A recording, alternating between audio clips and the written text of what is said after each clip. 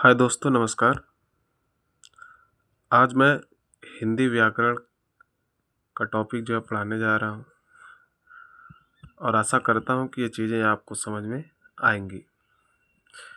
हिंदी व्याकरण का ये चैप्टर अभी स्टार्ट हम कर रहे हैं, तो इसके वीडियो एक क्रम से ही अब आएंगे। बीच में कोई भी चीज़ें छूटेंगी नहीं। जब तक ये पूरा नहीं हो जाता तब तक ये लगातार चलता ही रहेगा। हमारे जो वीडियो हैं वह मान के चलिए लगभग 10 से 15 मिनट, 20 मिनट ये ऐसे हो सकते हैं। तो आज हम लोग पढ़ेंगे हिंदी व्याकरण। इसके अंतर्गत एक चैप्टर है हिंदी वर्णमाला। तो सबसे पहले हम वर्णमाला को समझेंगे। वर्णमाला किसे कहते हैं देखते हैं। वर्णों के क्रमबद्ध समूह को वर्णमाला कहते हैं। यदि हमारे वर्ण जो है एक क्रम से रहते हैं तो उन्हें हम लोग क्या कहते हैं? वर्णमाला कहते हैं। जैसे क, ख, ग से लेके घ, घ, अंग ऐसे च, छ, ज, झ ञ करके मतलब ज्ञ तक ऐसी सारी चीज़ें होती हैं तो उनको हम लोग वर्णमाला कहते हैं। लेकिन यदि इनका क्रम बदल दिया जाए, जैसे ग है, फिर क है, फिर ख है, फिर जैसे च न रख करके पहले छ रख देते हैं, फिर च लिखते हैं, तो ये ऐसी सारी चीज़ें इनको हम लोग क्या कहेंगे?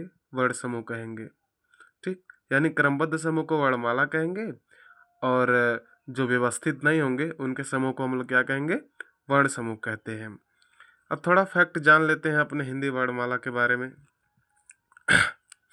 देखिए, हिंदी वर्णमाला की लिपि देवनागरी है और देवनागरी ही ब्राह्मी लिपि का परिष्कृत रूप है। यानी कि ब्राह्मी लिपि से ही देवनागरी लिपि का जन्म हुआ है। ये दोनों लिपियां बाएं से दाएं लिखी जाती हैं। यानी कि जैसे मान लीजिए ये जो हिस्सा है हमारा, ये हो गया हमारा लेफ्ट साइड और ये हो गया राइट साइड। यानी हम कोई भी चीज़ इधर से लिखना प्रारंभ करते हैं और यहाँ तक जाती है, न कि यहाँ से लिखेंगे तो इधर आएगी। ठीक, आई होप कि इतनी चीज़ें आपको जो है समझ में आई होंगी। सो अब हम आगे बढ़ते हैं, देखते हैं।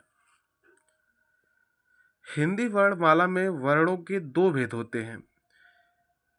यानी जो हमारे वर्णमाला है जिसमें अ से लेके जो है ज्ञ तक और बीच में जो ड ढ आते हैं, उन सभी को यदि ले लिया जाए तो उन सभी को जो है हम दो भागों में बांटते हैं। एक होता है स्वर वर्ण और एक होता है व्यंजन वर्ण। आप लोगों ने इसके बारे में पहले पढ़ा भी होगा, तो कोई बात नहीं, एक बार फिर से पढ़ते हैं। कोशिश करेंगे कि कोई भी चीज़ें यहाँ से छूटने ना पाए।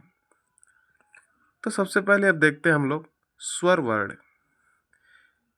यानी अब हम जानेंगे इसकी परिभाषा, यानी डेफिनेशन जानेंगे कि मतलब स्वर्ण वर्ण किसे कहते हैं।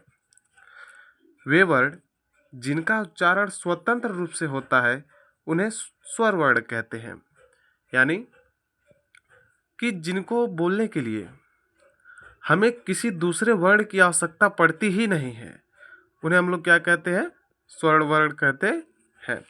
जैसे देख लेते हैं यहाँ पे अ, आ, छोटी बड़ी, छोटाऊ बड़ाऊ, री, ए ओ औ। ठीक, यानी इनको जब हम बोलते हैं तो हमें इनका उच्चारण करने के लिए किसी दूसरे वर्ण की सहायता लेनी ही नहीं पड़ती, तो इसीलिए हम लोग क्या कहते हैं?